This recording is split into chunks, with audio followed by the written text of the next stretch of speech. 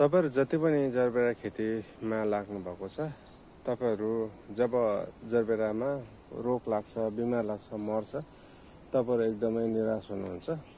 र म तपाईहरुलाई मेरोमा भएको पनि केही कुराहरु देखाउने छु र त्यसको समाधान पनि तपाईहरुलाई सक्दो चाहिँ म तपाईहरुलाई बताउने छु है त।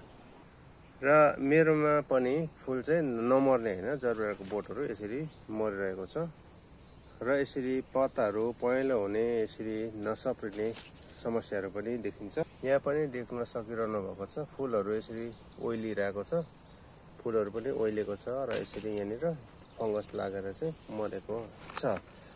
उखालेर पनि म देखाउँछु, हेर्नुस् यसरी चुडेर गएको छ र यसलाई चाहिँ अब फालिहाल्नु पर्यो र यसरी कुहेर जान्छ।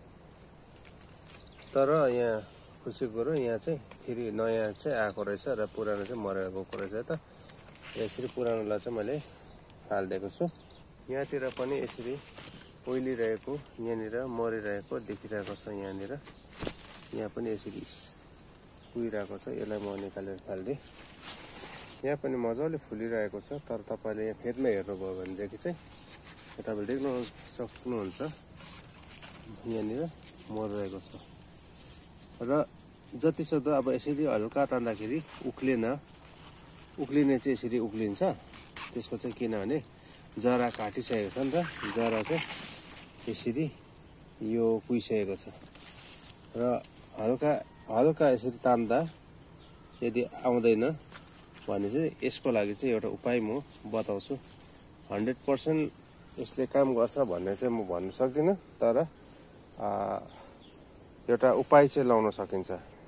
र त्यसको लागि चाहिँ के गर्ने भन्ने कुरो चाहिँ म तपाईहरुलाई बताउँछु। जरबेरामा बिरामी लाग्ने भनेको नै कि चाहिँ पत्ताबाट हो कि चाहिँ जराबाट हो।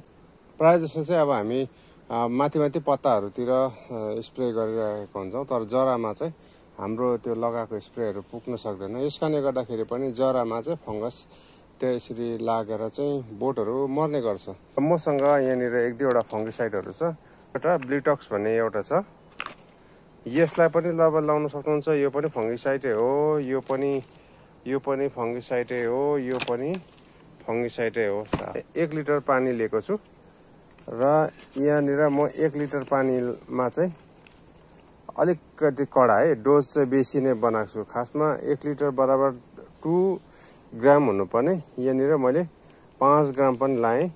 यसो अब त्यो मर्न त आँटेको चिज हो, त्यसले गर्दाखेरि चाहिँ मरे पनि मरोस्, केही फरक पर्दैन भनेर हिसाबले चाहिँ मैले 1 लिटर पानीमा 10 ग्राम चाहिँ लगाइदिएँ मैले।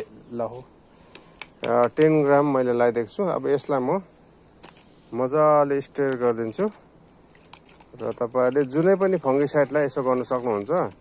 र ब्लिटक्स चाहिँ, यो ब्लिटक्स भन्ने चाहिँ एकदम राम्रो हो यसरी लाउनको लागि। तर मैले आज चाहिँ अलिकति अर्कैलाई नै मैले ट्राई गरिरहेको, यसकारणले गर्दाखेरि म देखाइरहेको छु।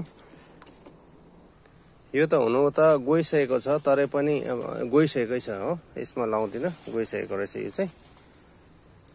यो पत्ताहरु भएकोमा पनि तपाईले लाउन सक्नुहुन्छ है। यसमा चाहिँ मैले यो 30 ml गरेर चाहिँ लाउँदै छु। प्रत्येक बोटमा मैले 30 ml गरेर, यो अलिकति जुनमा चाहिँ अलिकति रोग लाग्ला जस्तो देख्दैछ, त्यसो चाहिँ मैले 30 ml गरेर जरामै पर्ने हिसाबले लगाइदिँदै छु। यसरी लगाइदिए। अब यहाँ तपाईले देख्न सक्नुहुन्छ है, र यहाँनिर पनि बोटहरु मरेको छ र तपाईले 30 ml गरेर एउटा बोटलाई त्यसो गर्दाखेरि चाहिँ मैले अलिकति बेसी लाउँदा पनि केही फरक पर्दैन। साह्रै बेसी त लाउनु हुँदैन, तर पनि अब यो मर्छ कि मात्छ भएकोले गर्दाखेरि चाहिँ मैले यसलाई अलिकति छिटो प्रभाव परोस् भनेर पनि लगाइरहेको छु। र यसरी नै जुन पनि यसरी भएको छ, अलिकति तपाईले यसरी लगाइदिँदा पनि भयो। अन्दाज गरेर तपाईले लाउँदा हुन्छ। तपाईलाई अन्दाज आउँछ भने यहाँ यस्तोहरुलाई पनि मैले लगाइदिएको छु र यो यसरी लगाइदिएको छु। र यसरी लगाइसकेपछि म तपाईहरुलाई आउने दिनहरुमा यसको रिजल्ट पनि देखाउने छु। र आज चाहिँ मैले यो प्रक्रिया मात्रै तपाईहरुलाई बताइरहेको छु र यसको नतिजा पनि म तपाईहरुलाई आउने दिनहरुमा देखाउँछु है त।